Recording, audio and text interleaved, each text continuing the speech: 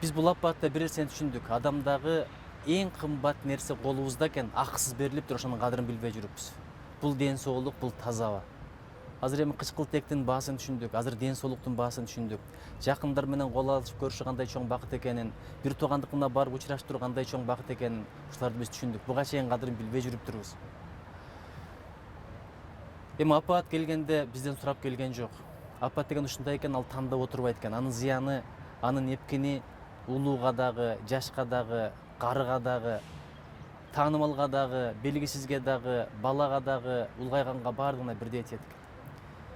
Эми азыр экономика бир топ аксады, анткени чек-алар жабылды, канчалаган экспорт маселеси, импорт маселеси булар дагы аксап турган учур.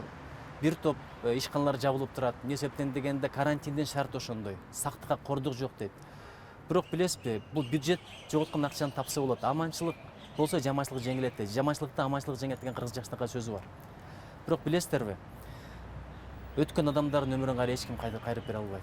Не деген залкар адамдарыбыз өттү. Сен ооруба, мен ооруйн, ата журт деп убагында алып кулатабыз, ыр жазган экен. Ошол сыяктуу мекенге күйгөн, ушул мекен үчүн жаным садага дегендей бир таризде ошондой бир белги менен бир топ адамдарыбыз акырытка кетти. Ошолордун арты кайырлуу болсун. Ошолорду унутпайлы. Ошолордун жакындарына көңүл айтабыз. Ошол адамдар кызмат кылган, аброюн арттырган мекенибизге биз көңүл айтабыз. Эми апат келди. Буюрса апат кете турган учур болот. Бирок апаттын кетиши бул бизден көз каранды. Биздин ынтымагыбыздан, биздин сабырыбыздан, биздин адебибизден көз каранды. Балким бул апат жөн келген жок. Акыл жүгүртөлү, ой жүгүртөлү. Бул биздин бир урухубузга тарбия болсун, акылыбызга тарбия болсун. Балким чектен ашкандырбыз, кайсыл бир жерде туура эместерди кылгандырбыз. Денеден кандай амал чыкса башка ошондой акыбал келет дейт. Бул бизге бир балким сабак боло турган да жагдайы бар. Ошон үчүн бирибиздин көңүлүбүздү көтөрөлү, маанайыбызды чөгөрбөйлү. Азыр эң башкысы бирибизге дух берсек, духу көтөрүлгөн эл өзү да көтөрүлөт, духу чөккөн эл өзү да чөгүп кетет. Бирибизге мындай сындабай, бирибиздин көңүлүбүздү чөгөрбөй, жакшы маанайда, ынтымакта, сабыр менен бул апаатты, бул сыноону жеңип чыгыш бул өзүбүздүн колдогон нерсе. Баштар, жүрөктөр бириксин.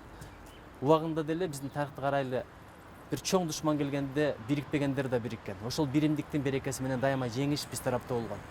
Кылымдан кылымда канчалаган элдер жок болуп кетти, бирок кыргыз эли жашап келатат. Мындан да оор күндөрдү баштан кечиргенбиз. Улуу ата мекендик согуш учурунда күнүгө жүздөгөн, миңдеген кара кагаздар келип турган. Кудай бетин нары кылсын. Үркүндө кандай болдук эле? Канчалаган инсандарыбыздан, канчалаган мекендештерибизден, кандаштарыбыздан ажырадык. 37-жылдагы репрессия учурунда кыргыздын каймактары кетти. Ошолордун кадырын биле турган заман азыр болуп атат. Ошон үчүн бирибизди сыйлайлы, урматтайлы. Анткени кыргызда бир сөз бар. Өсөр эл бирин-бири колдойт, өспөс эл бирин-бири кордойт деп. Мен бүткүл мекендештериме көңүл айтам. Жараткан мындай аза күнү экинчи болбошун бизге насип этсин.